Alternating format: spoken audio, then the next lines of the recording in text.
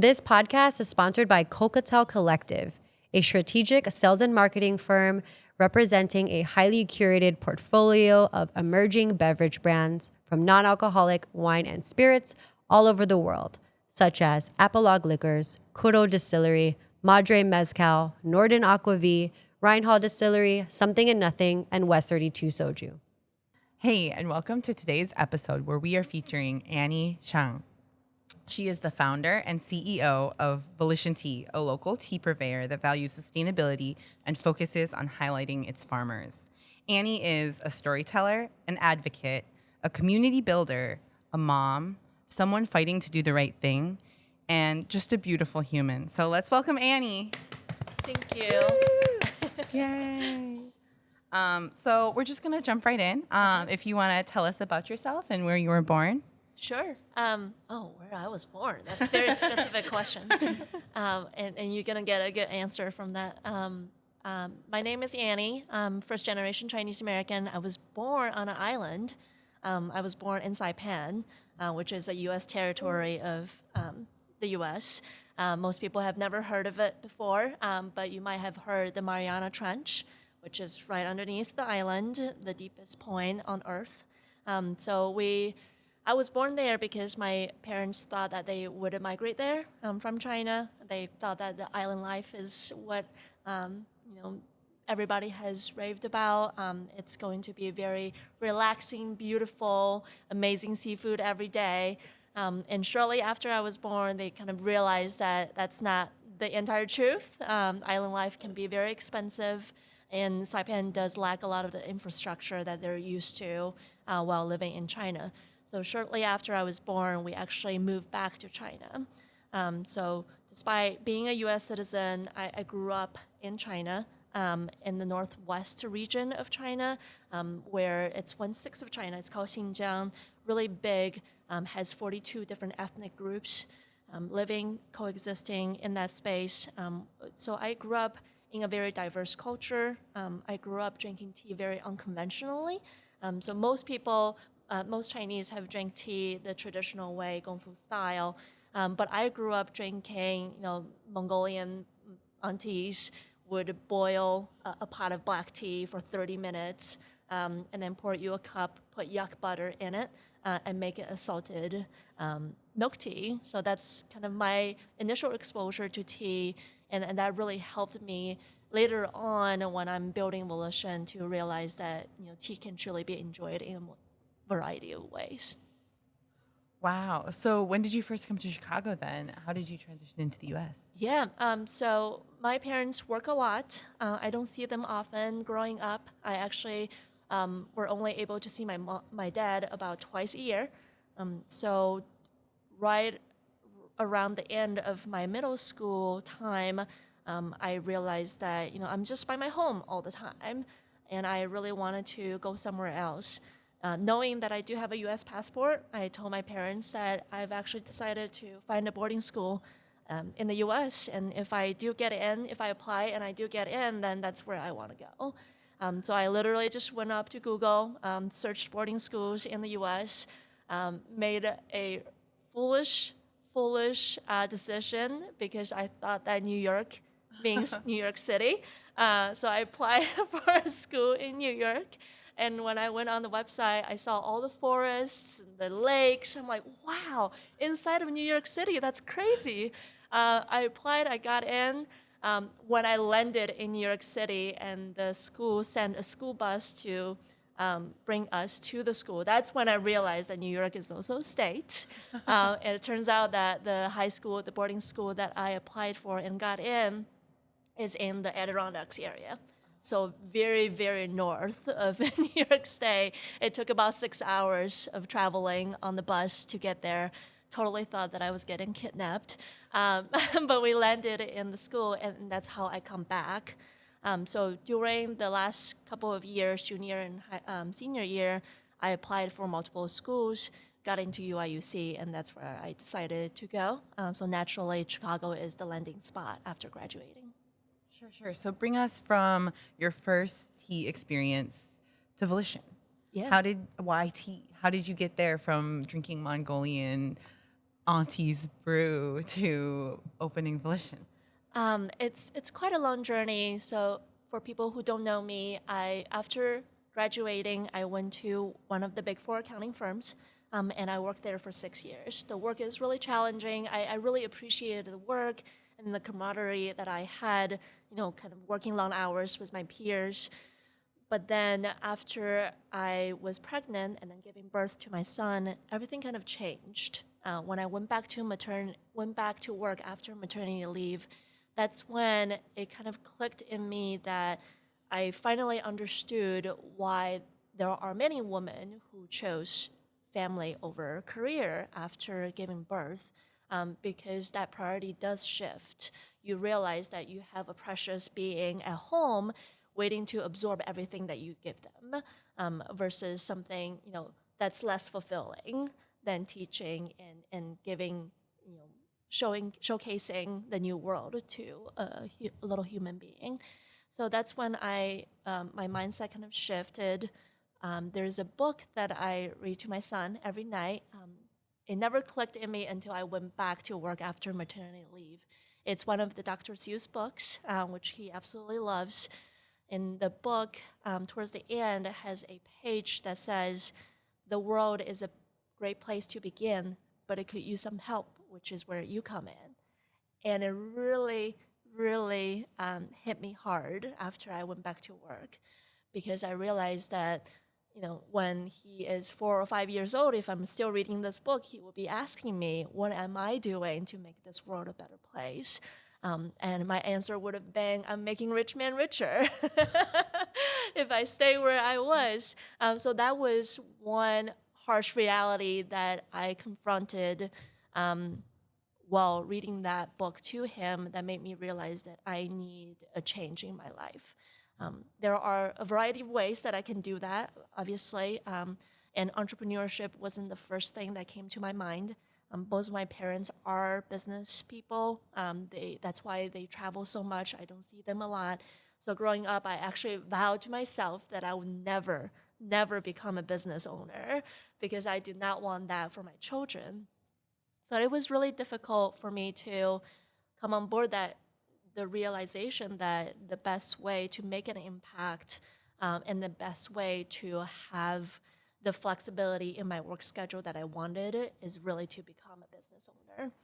So at that point, I'm exploring different options of what I could do if I were to start a business. So what I eventually found out was that time period coincided with the pandemic. Growing up as an Asian American, we just always drank tea that our parents brought to us. We enjoy tea with them. We never really go out of our ways to purchase teas. And it was during the pandemic where there's no more supply of that tea because the borders are closed, and we ran out of all the teas that we have at home. That's when it forced me to branch outside and see what tea companies are out there that are bringing quality teas that I'm familiar with. And that's when I realized that there is a very distinct gap in the tea industry, because majority of Western tea companies still really promote tea as a health product. They tell you about all of the health benefits that you can have by consuming this tea. Or every tea company tells you that they have the finest tea. So it's really difficult to actually sift through all of that information and find a credible tea company. And I really wanted to present tea in a way where I always knew, which is there's no right way to consume tea, and that there are a lot of tea farmers who are doing the right thing by doing it sustainably. When people think about organic tea, they automatically think about Japanese tea farms, because Japan has a long history of organic farming, and they do enough marketing to the outside world that we all know very well intuitively that if you want true organic tea, you go to Japan. And China isn't necessarily the first country that comes to your mind when you think about a tea growing region that are at the front line of sustainability. And I knew that there must be people out there who are doing the right thing.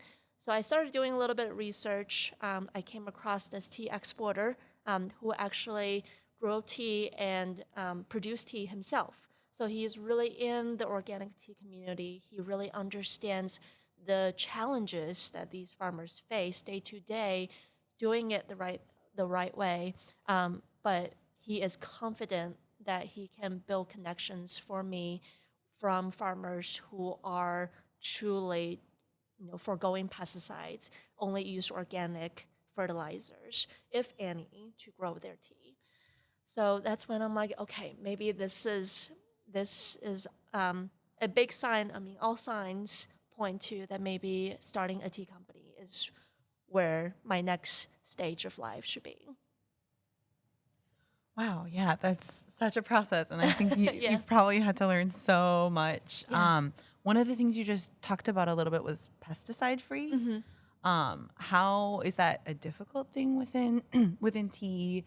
What's that process look like? Yeah, totally. So pesticides free is really difficult in all agricultural products. With climate change, it has become extremely challenging because the days are getting warmer earlier. Usually you have a significant big harvest during springtime. And spring historically has been cooler, so you don't have as much insects breeding kind of in the tea garden, biting tea leaves. But during the summertime is when it becomes really hot. That's when there's a large quantity of insects, number of insects, and they would bite your leaves, and that would compromise the quality of your leaves because it would start the oxidation process much earlier than you intended.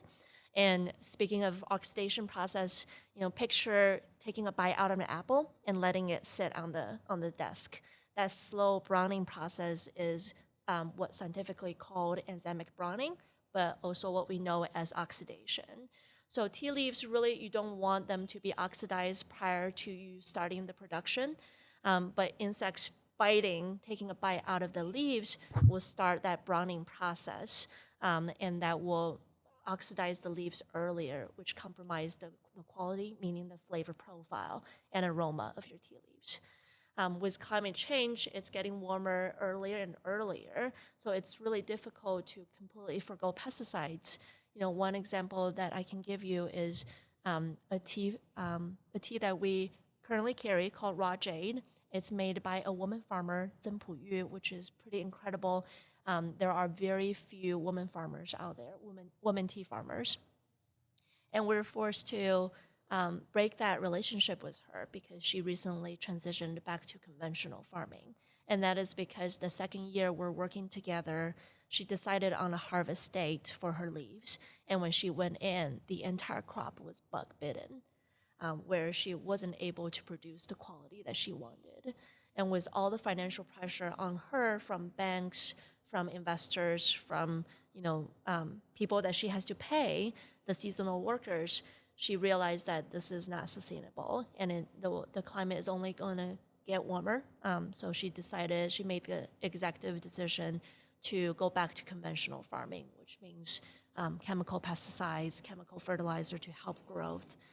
It's a really sad decision, but it's her reality, and we supported her by buying the remaining of her 2021 crop that was able to produce to the quality that she appreciates, in order to infuse some cash to her so that she can at least pay all of the workers and start the next year. I was listening to Keys to the Shop and in that interview Yeah. that you did, and I really enjoyed it. And something that really stuck out to me was when you were talking about a story about a tea purveyor that you love to follow, and they said, unfortunately, we're not releasing this tea because it's not up to our standards. Can you explain to our listeners a little bit more about that? Yeah, totally. So that was during my the feasibility phase where I'm deciding whether it makes sense to start a tea company. There is a UK tea purveyor that's very well respected, and I follow them on a lot of the work that they do. And I stumbled upon this Instagram post where they showcased this tea, and it was during the springtime. And they said that they tasted the sample, and the sample's flavor profile wasn't consistent to prior years, which is a testament to continuously sourcing from different tea farmers. And all the people in the comment section, thank them for keeping the customers in mind, for continuously sourcing the finest teas. But what immediately hit me was very different. My reaction was very different to that post. What was clear to me was that there is a clear imbalance of power, because the farmers already probably don't hear much from you to begin with. Chinese farmers really don't appreciate working with foreign vendors because they don't really get any communication, no validation from these foreign vendors until next year when they come back to buy another batch. And that's an indirect indication, oh, I must be doing the right thing for them to appreciate my tea enough to come back and buy another harvest. So for you to say, this flavor profile isn't peachy enough or isn't roasty enough, and that is a valid reason for you to break that relationship, is very disheartening to me, because they've worked the entire year growing and caring for the plants, harvesting and producing the sample for you in the thought that you will be there for them at the end of the harvest. And that's the point where you decide that you want to break off the relationship. That clear imbalance of power is really prevalent in everywhere where you have the predominantly white culture clashing with an Asian producing region. That is showcased in coffee with Vietnamese coffee. A lot of that imbalance really prolong the poverty and prolong a lot of the financial sustainability issues that these farmers face. So the export of tea has really gone down, especially with quality teas. A lot of the teas that we see now growing from China are much lower grade because higher grade farmers are unwilling to continuously work with foreign vendors for that reason. Wow, that's beautiful.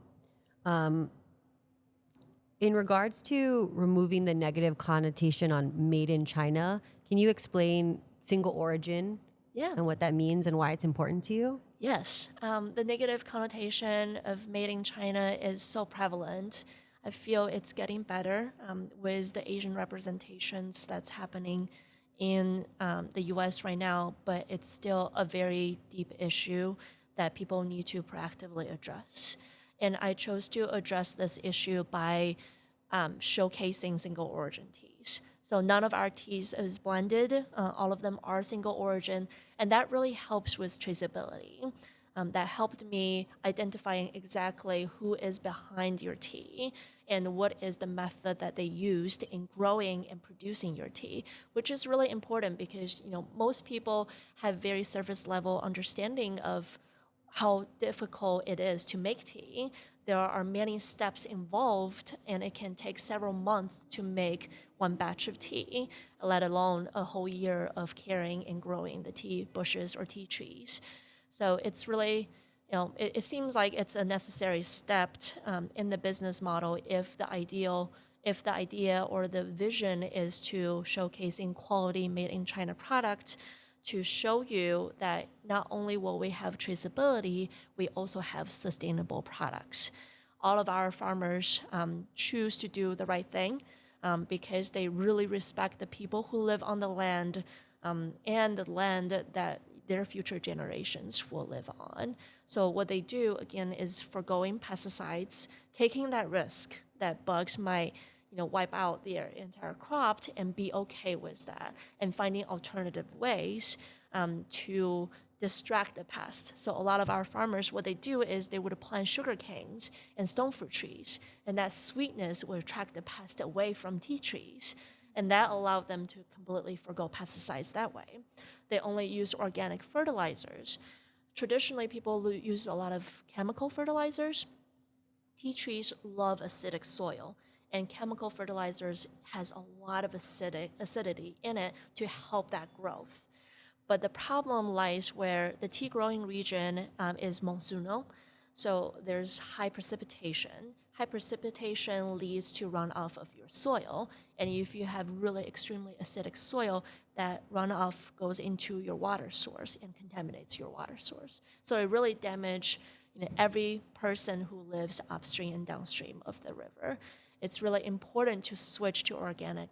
It's difficult because you have a much lower yield, and they have to be okay. They have to be at peace with that too. So all of that compromises, all of that challenges, all of that genius ways that they try to forgo pesticides usage and forgo chemical fertilizers, I feel deserve to be told. And I'm excited to tell their stories. And single origin is how I can do that. Imagine if it's a blended tea that has 10, 15 different ingredients, how difficult it would be to be able to tell that story, or to be able to have truthful and extremely transparent traceability of each of the ingredients.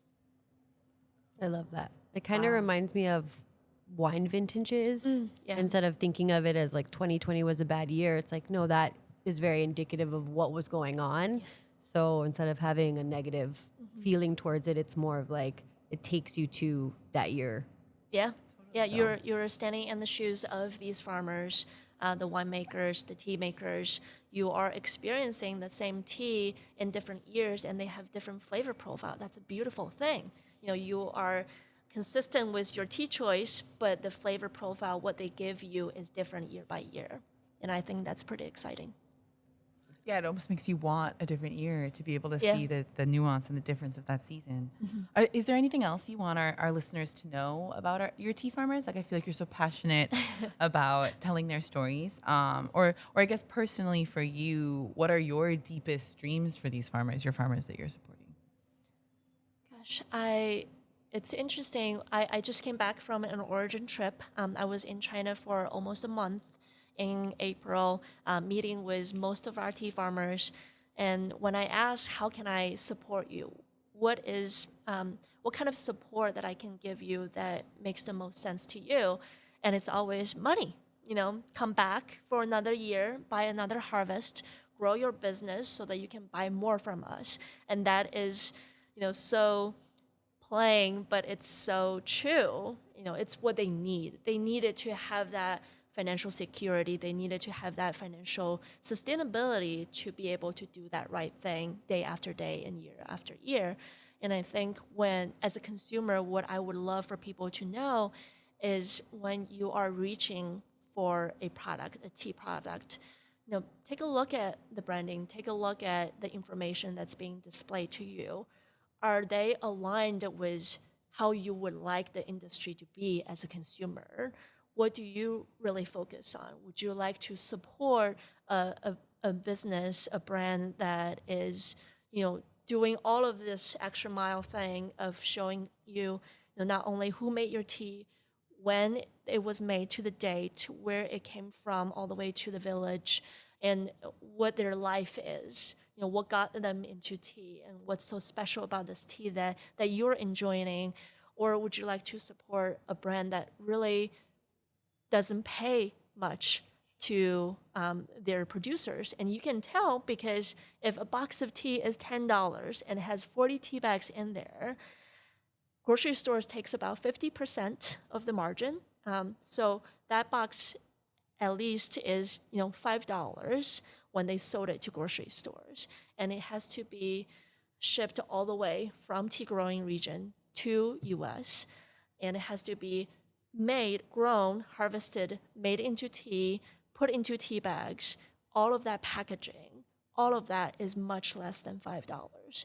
And what do you think, how much is landed on the tea farmers? So all of that, taking an extra moment before you make a decision of purchasing would be everything that I can ask for consumers to do. On your trip, was there a tea farmer or a moment that really kind of brought you back to why you're doing all of this? Yeah, it's actually the first farmer, Chen Yongqiang, the farmer of our red tea, Red Jade. We had such a great conversation. We were drinking tea until way past midnight, which is a horrible decision on my end because I couldn't sleep after that. But it was an incredible conversation that we had. And what really struck me was I shared a story with him. When I first started Volition Tea, I would go to these community events where a lot of tea community members would gather and we will share teas together. We'll talk about teas and what we enjoyed about them or just about life in general. And when I shared the Red J for the first time, that's right after we launched the business. One person tasted the tea, and this is during the pandemic, and he said, "Wow, this tea tastes like baked sweet potatoes and molasses, and it so reminds me of Thanksgiving sweet potato casserole dish that my parents would always make, and it's the second year that I didn't get to go back home for Thanksgiving, and this is really great." And I'm already getting emotional telling this story, but I shared it with him, and he cried, and that was a really beautiful moment because I kind of mentioned about foreign vendors not giving that feedback, and they're never really with the farmers until the next harvest when they go back to purchase the tea. For him to hear that feedback, it kind of validates him the right thing that he is doing, that he can continue doing this thing because people that is not in his culture, people who don't normally drink tea every day, can still have that personal feeling, personal moment with the products that he produced. And that was really magical for he and I to both experience in that moment. And it made me realize that this is something that I want to continue doing. I want to continuously give that feedback to our tea farmers. So they also know that on top of physical sustainability, that I try really hard to grow my business, that I try to pay them exactly what they ask for. We never negotiate with farmers. We also give them that emotional support for sustainability, knowing that all the people who truthfully enjoy their teas and all of these beautiful stories that people share with me, I got to share with them. I really love that too, because I think we think about you telling the tea farmers stories, but how much they're doing it for the end consumer, and they don't get those stories. They don't get to hear how it's touching people's lives, what they're doing, and I think that does really keep you going, remind you of why you're doing things. Yeah. Were there any other ways that you think your trip really impacted Volition and the future of it, or you personally, the direction of it? Yeah, one thing that struck me really hard during my trip, we went to 3 different provinces, and these provinces are massive too. So which why it took me 22 days to go visit almost all of our farmers. Not all of them, but most of them. One theme that was really consistent throughout was that there was more than 100 days of drought that was experienced in 2022. And that was really harsh for most of our farmers. They would bring irrigation system in. They would, have pipes that run hundreds of miles from water source to their tea gardens, and it wasn't enough water. So we would walk around their tea garden, and we would see beautiful green, as you would imagine, growing on mountains. Most of them are, all of them are sustainable farms. So they normally grow on a mountain, taking advantage of that colder environment to let go of pesticide usage. So beautiful green hills of tea trees and tea bushes, and you turn around the corner and there's just a large hill of just dead trees, completely scorched by the sun and not coming back. When I visited, it was April of 2023. So if by then it wasn't coming back, it wasn't coming back. So that was really harsh for a lot of them, and that also made me realize just how much they are up against trying to do the right thing, trying to grow tea sustainably. There are different ways that you can provide that nutrients, but they don't have that choice because they chose not to. They could have outside investors coming in, infuse the capital so that they can have more advanced technology to try to salvage these trees, but they chose not to because that would diverge them from what they wanted to do, what their life mission is. That was really hard for me to see because I feel a lot of tea vendors in the West, when they do these origin trips or sourcing trips, they always showcase the beautiful side of things. Because it is a reality of a business person, because you don't want to give too much burden to your customers, right? You don't want to guilt trip them into purchasing your teas. You want them to feel like, oh, like my beautiful tea came from a beautiful garden and I'm drinking it and it's giving me peace. It's giving me all the good feelings. So I understand why people chose to not show that side of things. But it also solidified that I do need to show that side of things. I do need to continuously tell the stories of the farmers, good or bad, the challenges or the rewards that they have, because eventually with climate change, the price will increase because they will need to survive. With that batch of trees dying, they need to increase their price so that they can continuously invest more capital into their tea garden and care for it and pay for all the co-workers and seasonal workers. And for me to be able to lay the foundation by telling the reality of the tea garden, by sharing that story, people would have a deeper understanding of what's up against all the tea farmers. So we would develop that empathy from the get-go. So when that day do come, when they do have the increased price, when they do ask for help, that we are in a position to help them. What are some ways that people can learn more about this? I feel like it's kind of what you said, where the coffee culture, there's always the articles and all of these things about sustainability. But if I don't know anything about tea and I want to be conscious and make better decisions, where can I go to learn more? Yeah, it's tough because even though coffee and tea are both caffeinated beverages that go way back, coffee is just miles ahead of tea, especially in the Western consumer market, where we know so much about coffee, and we automatically knows that we need to expect a bag of coffee to show us the necessary information to know that I'm doing the right thing as a consumer. At minimum, you have that little sticker on the bag showing you what the roasting date is, so you know how fresh your coffee beans are. But when was the last time that you knew anything about tea? Right? It's so hard to know where it's coming from. How old is this? Most of the teas on the market are 2 or 3 years old, if not older. I would say that there is not a centralized communication means for people to go to learn about all of this.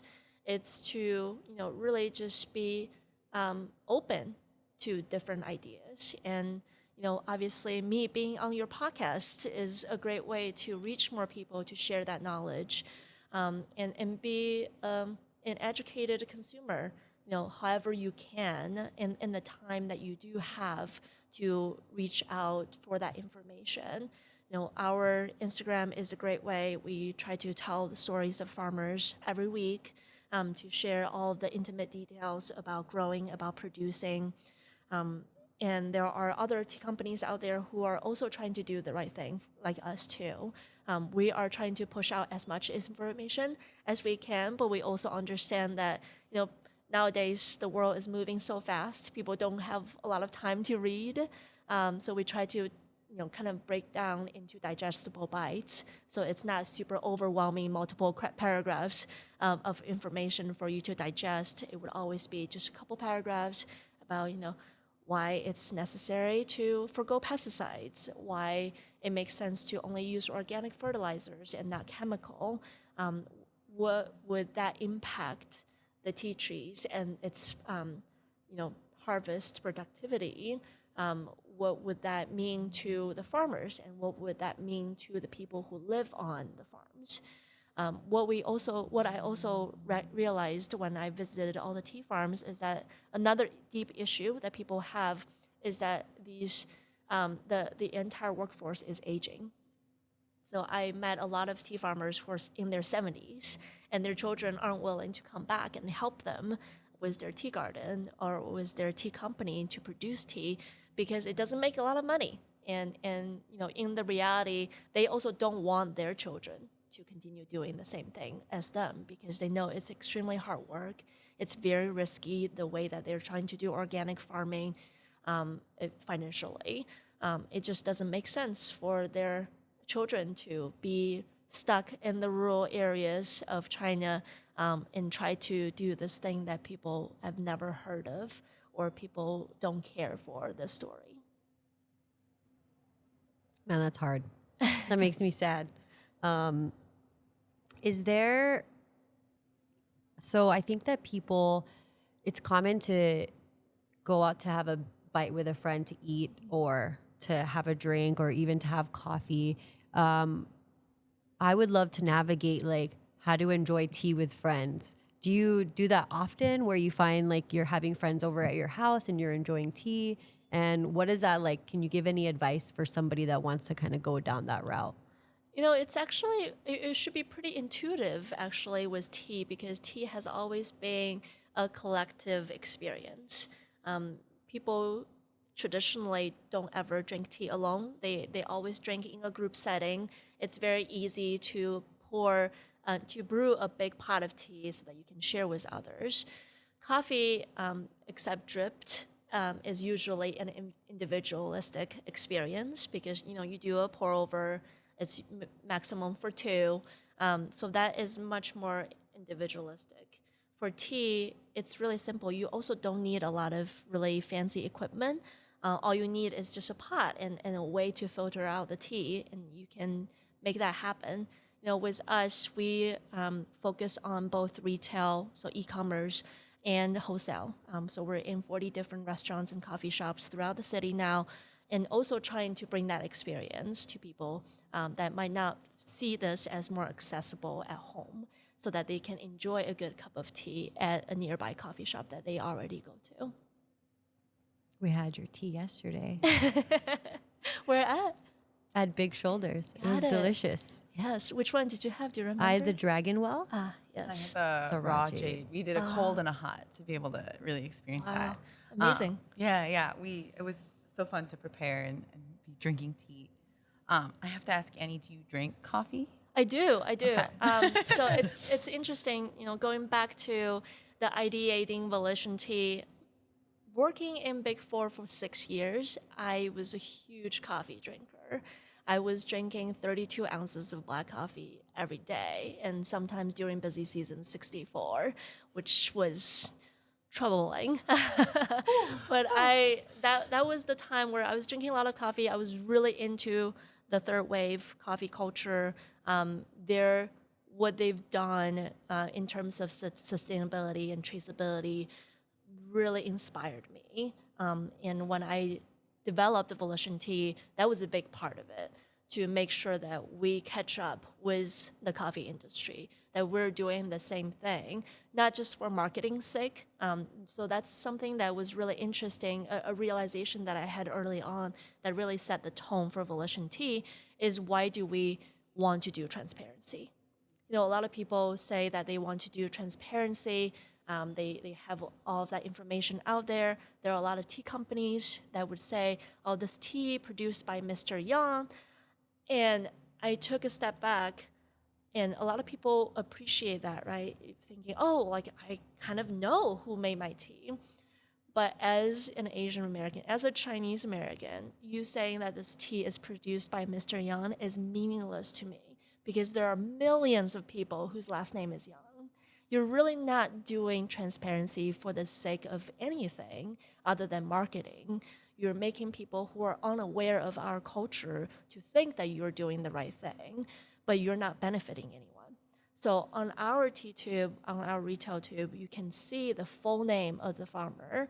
And at the top of the tube, you can see the origin all the way to the village. So that's what we want to do with transparency. If there is a tea company who drinks our tea and enjoys it and wants to source it, they can find this farmer. But that's the whole point. The whole point is for them to find this farmer so that they can also purchase products from this farmer, and that increase the physical sustainability for this farmer so that they can continuously focus on the environmental sustainability that we all care about. Just sorry to go back for just a second. In case our listeners don't know, what is the third wave coffee? Can you explain that a little bit? Yeah, I will try my best. I'm not a coffee professional, so if I get it wrong, feel free to correct me. I believe the first wave is, the instant coffee, the Folger. And then the second wave is when Peet's and Starbucks really started changing people's consumption of coffee, that it becomes something that's more flavored and also high end compared to Folger. And then the third wave is really going back to the producing region, really focusing on traceability, focusing on giving the FOB price that's sustainable for the coffee farmers. So that's what we really wanted to do with our tea farmers too. I think that in that there's like so much versatility with coffee. You can go and get an espresso, a cappuccino, a frappuccino. There's all different ways to enjoy coffee. I can go in with my family and my niece will get something and she's like 12 years old kind of thing. How do you see tea diversifying like that from your, I feel like for people when I talk to them about tea, it's either the Lipton tea or a milk tea. How do you see the future of that? Or what do you hope? Yeah, I think that there is a lot of hope because people always want a quality cup of beverage. So they would always want you to, in a coffee shop setting, always expect you to brew the tea correctly to a quality cup that I can actually enjoy, that's not bitter, that's not overly oxidized. The tea leaves are not scorched by your raging hot temperature water, but also have fun with it. There are a lot of different ways that you can consume tea. You can cold brew the tea, and that changed the flavor profile of the tea comparing to hot brew. I've heard people have done tea espresso before, where they ground up the tea and made it, through an espresso machine and tasting it that way, tasting a concentrate. There's matcha. So we have Chinese matcha called mocha. And we played with it lots of different ways in products, in desserts, pastries, in mixed drinks that would look really beautiful. There are a lot of ways to have fun with it. On the tea producing side, there's a lot of things that we can do too. Recently we did a collaboration with Cobalt Distillery, which is a local woman-owned distillery in Chicago, and we got a gin barrel from them. And we barrel aged a white tea for 70 days. And that was crazy. Most people have never heard about barrel aging tea. Barrel aging coffee is a relatively new concept that people are doing. Obviously, barrel aging beer or mead have been long in the making. So us doing that was kind of uncharted territory. We're trying it out. And the result was beautiful. The people who traditionally don't drink tea and they try it, they're like, wow, if this is how tea tastes like, then I will drink tea every day. Trying to be inventive, trying to be creative and have fun with the production and the finished product process has been really fun to me, and also really fun to a lot of people who are exploring tea in different ways. Do you have a favorite collab that you've done? Oh gosh. Choose one. I would say the barrel aging is obviously very fun because the thrill of not knowing what would happen, and also because it's the most recent one that we've done, so the memory is really fresh. It's very dangerous to actually try to do this approach of producing tea because tea is very porous. So they can absorb a lot of different flavor profiles. They can absorb a lot of moisture. And putting tea leaves in a barrel that was wet, that was kind of crazy idea to do that. And from what I've learned from fellow coffee roasters, when they do barrel aging coffee, they usually do 2 to 3 weeks. We put it in there for 70 days because every time I bring out a little bit, I just feel like it's not quite there.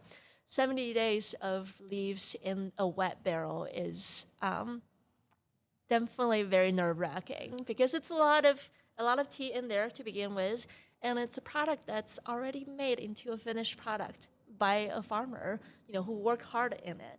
So I don't want to waste that product, but also I'm just also really excited and want to find creative ways to express tea in new ways that people are not familiar with. So I took that risk, and the result was just beautiful. We call it Tipsy Garden because that herbaceous aroma and flavor profile through the gin itself, and that's also the natural characteristics of white tea.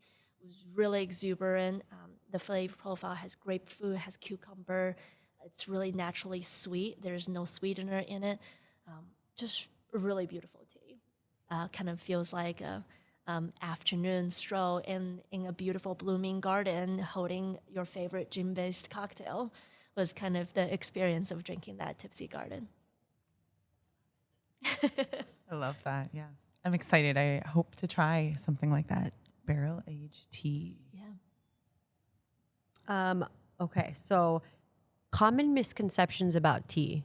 Are there any Sure. that you want to debunk for us? Yes, there's one big one about caffeine. So most people think that darker teas has more caffeine than lighter teas.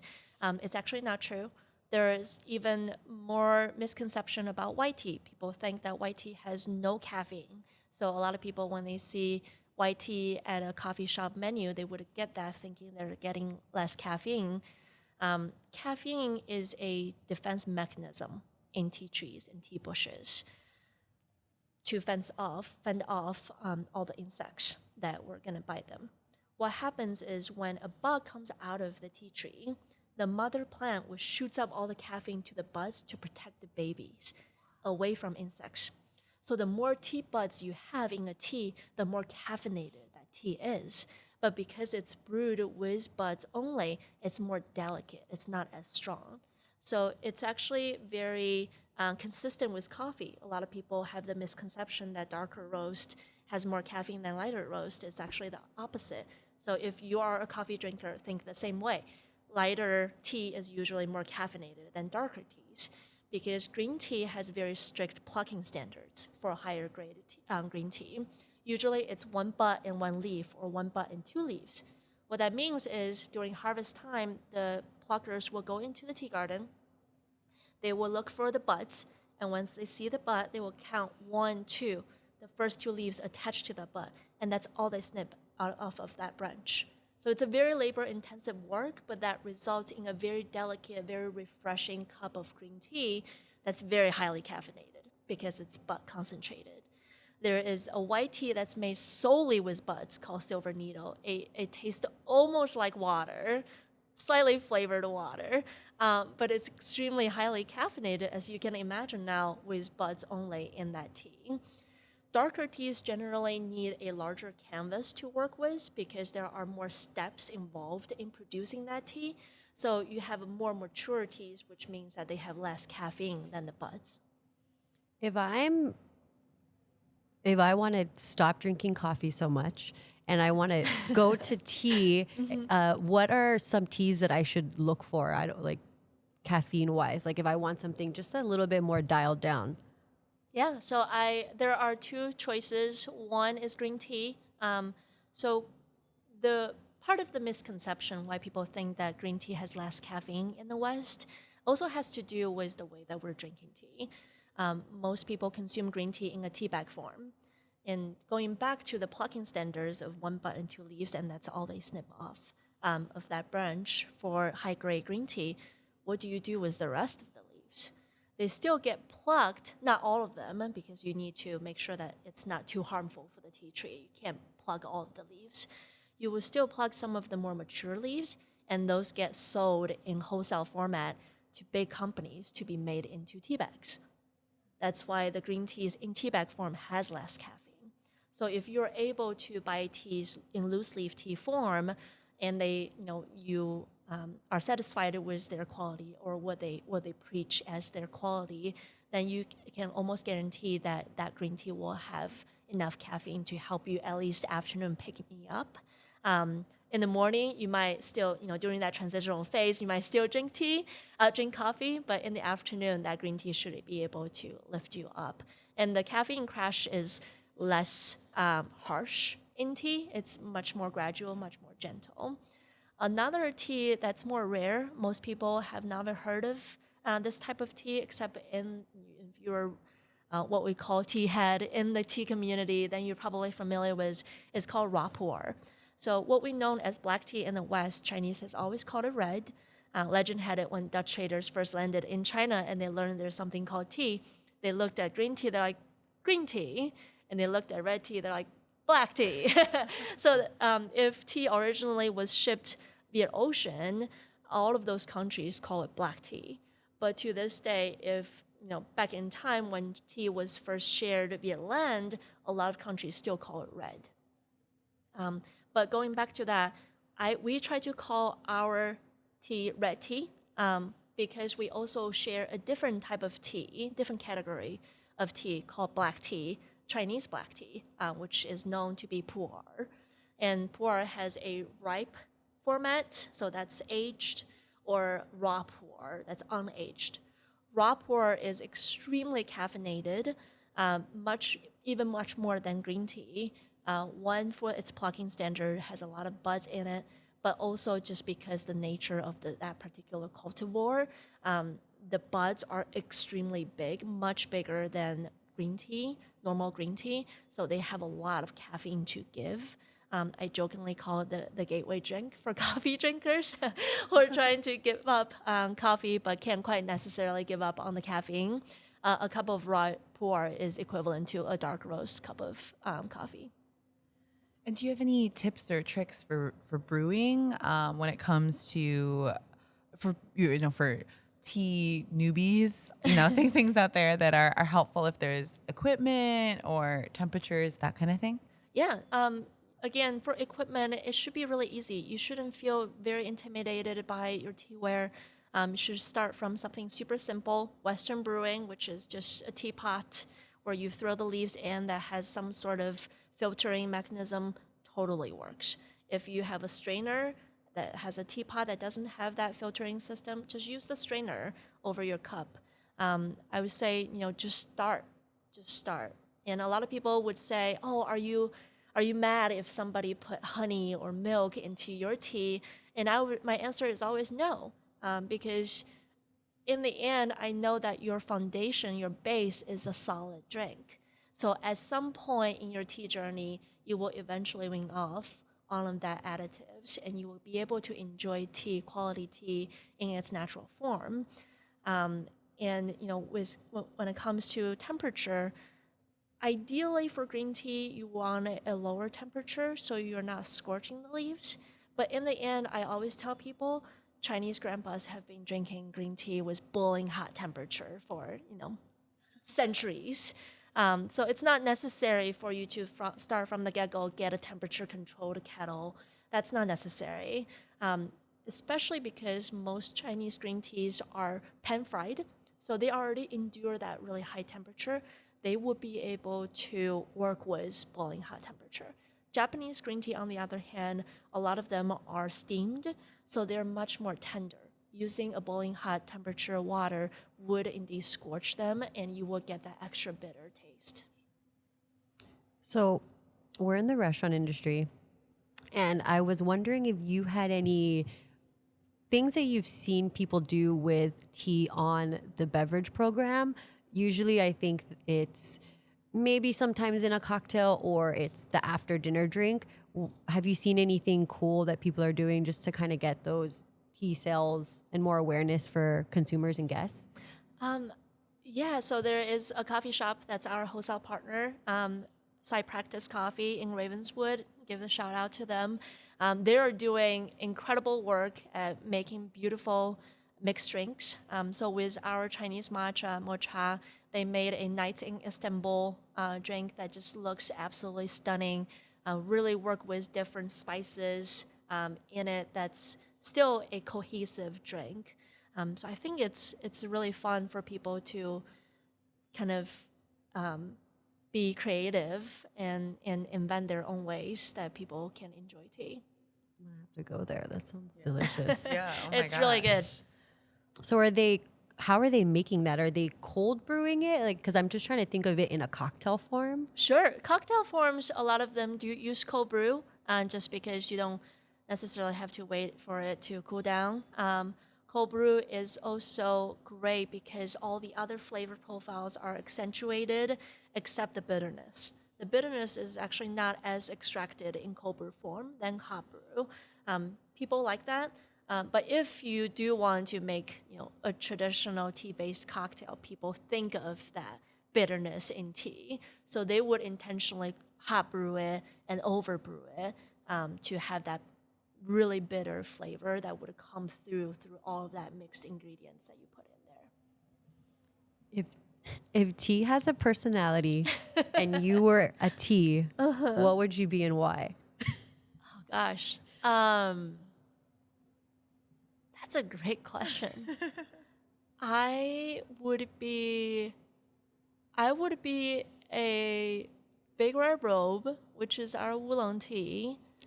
It's so unconventional because it's a tea that's very has a long history in the Chinese tea world. Yet this one is very unique because it was made with a cultivar that's not traditionally made into a big red robe. And it was grown outside of the highly prized area in this national park that people pay millions of dollars every year to buy tea. It's grown outside of that. So it's still made into a big red robe. It went through 3-time charcoal roast.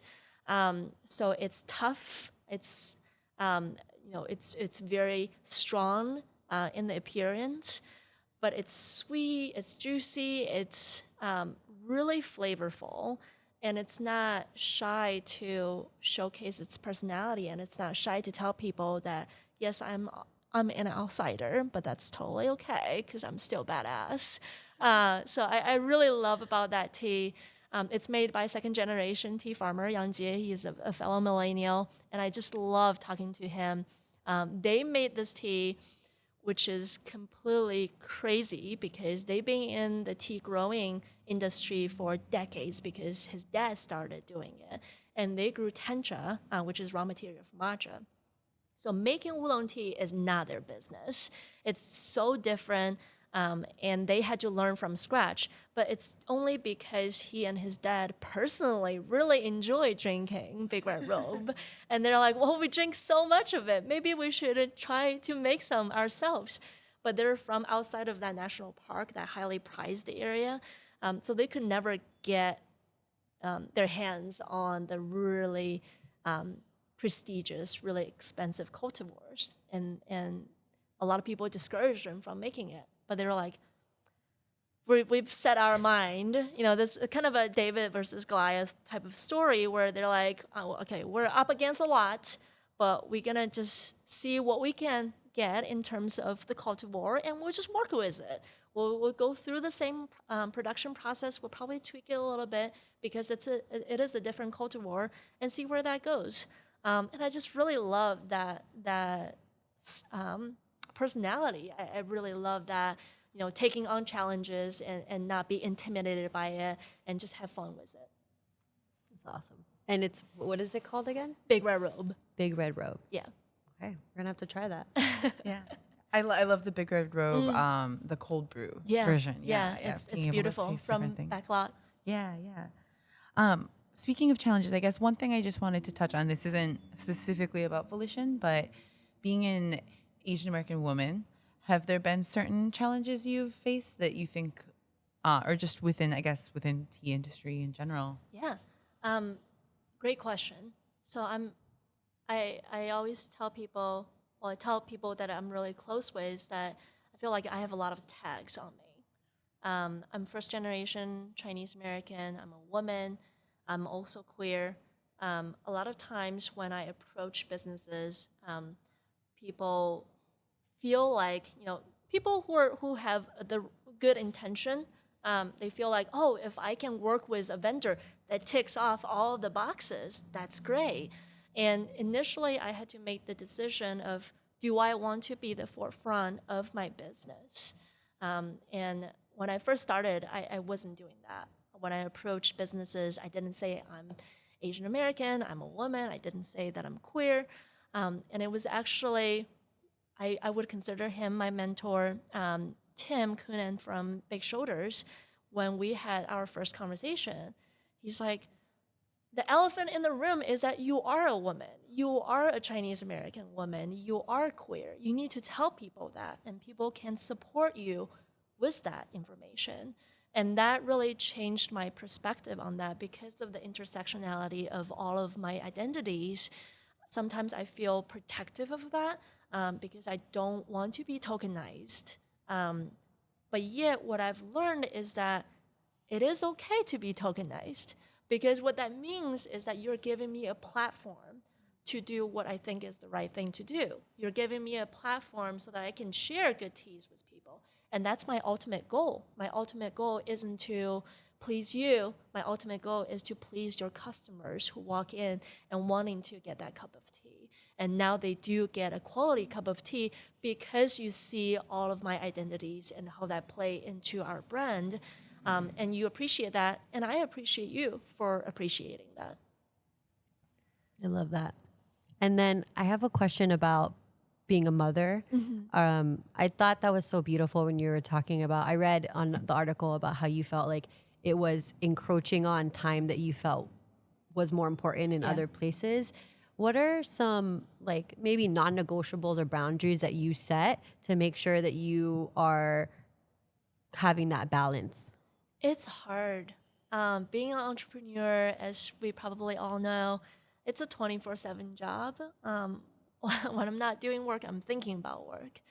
But I think what's liberating about owning your business is that you no longer need to seek permission. You know, if my son is off school because he's sick, I don't need to be so nervous about approaching somebody and ask for that time off. I can just take the time off. I will explain to all of my wholesale partners, if they're expecting to see me today, that I can no longer see you because my son is sick and I need to care for him. And that's so liberating. I'd say that I'm still learning how to balance everything. I'm starting to think that balancing isn't possible, isn't real in this life where you want to do so much. You know, I want to care for myself. I want to care for my family. I want to run a business. All of that are in constant conflict with each other. And your priority also shifts too. You know, you don't set your priority and that's the same forever. It always changes. So I have to change with it. I would say that, you know, what I do better now is that I set a strict timeline of 4 p.m. Like after 4 p.m., there's no more business. I'm focusing on my family, which I think is so important. My son is almost 4. He is so funny. He is saying some of the funniest things right now. And I want to be there, be in the moment, to really savor it, to really enjoy it, document it. I have this note section of all of the hilarious things that he says. I can't wait to share it on his wedding day. Can you share one with us? Just one clip, one segment. There's so many. There's a book that's actually made by one of my favorite photographer, Chris Burkard. It's a boy who spoke to the earth. And it goes on the story of he's on his journey looking for happiness.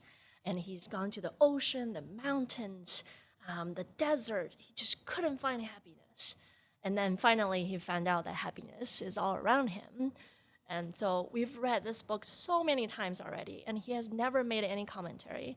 One night, we finished the book, and he said, well, Mom, maybe he couldn't find happiness because he has farts in his eyes. Wait, what? His farts in his eyes? Farts in his eyes. I don't know. What did you say? I just laughed. You're like, that makes sense. Yeah, It all like, makes sense. I don't know how the farts got in the eyes, but that makes sense. I wouldn't be happy either. Yeah, I'd be pissed. There's one time that we were at a fish pond, and he really wants to go fishing. And he said, Mom, let's go fishing. I'm like, no, you're going to take the baby fish away from their parents. And he stood there very stoically and thought for a long time. And he turned to me and he said, well, let's just find fishes without parents. Oh my gosh. I'm like, that's a problem solver and also borderline serial killer mentality. He's adopting an orphan fish. Yeah. Okay, I would like to do some icebreaker. Okay. Just like a couple questions. What's a simple pleasure that's been bringing you joy these days? Could be like taking a walk, like anything. I've actually been taking lots of walks. We recently moved to the suburb. I've always been a city gal, so it's been hard to adjust. But it's so nice to move to a really forest area. We can just walk outside of our front door and be in the forest right away. We would take morning walks. I would take morning walks around 6 a.m. so that by the time I come back, he just woke up and we're ready for the day. And that has been so wonderful to reset my mind, think about what I really want to focus on today instead of just going in the day hard. Do you have a guilty pleasure? I used to. Ice cream. My ice cream preference is very heavy. It's like double chocolate with peanut butter and chocolate cup. It's Brownie coated chocolate. Chocolate drizzle on top. It's very heavy, but I've found out that I'm growing old, that I can't have that much sweet anymore. So that's kind of sad, but also probably good for my health. That hurts. Do you want to do? Oh, so yeah, just the next part of getting to know you a little bit more. So the goal in this, I'm going to ask you this or that, and if you Okay. could just give me the quickest answer, whatever comes to mind. Okay. So sweet or salty, Salty. hot or iced, Hot. ask for permission or ask for forgiveness, Ask for forgiveness.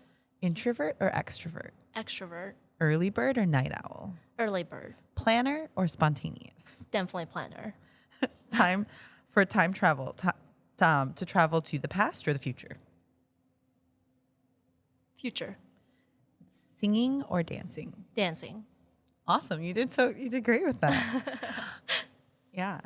I would love to talk about your products, what you offer, Can you let us know a little bit more about that? Sure, yeah. Volition, contrary to most Western tea companies that you've seen, is very different in that our curation is extremely small. We have about 12 teas, and that is very intentional. One, in order to do single origin, that traceability, telling the stories, that takes a lot of effort, takes a lot of investment, a lot of time to do.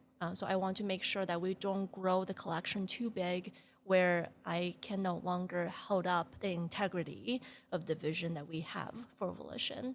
Second is because it is hard to find completely pesticide-free and organically produced teas. What we do, which most tea companies actually don't do, that's when I found out when I first ideating about Volition Tea, is that there is very little regulation that FDA has for tea. So we personally imposed upon ourselves that we send tea through testing. Each tea in our collection go through rigorous testing to make sure that it's completely pesticide-free before we can bring on the market. And that means that we have to have a lot of capital because those testings are really expensive. We would source a tea, we would go through testing, and oftentimes they don't pass testing, and we have to shoulder that cost. So in order to also grow the company sustainably and responsibly, I have to do that slowly. I have to take the time, be patient. I need to have a lot of conversation with the farmers. Now in year 2 of running Volition Tea, I have a deeper sense of what it takes to grow tea sustainably. So I can ask lots of questions, direct questions, indirect questions to understand how they're growing and producing teas.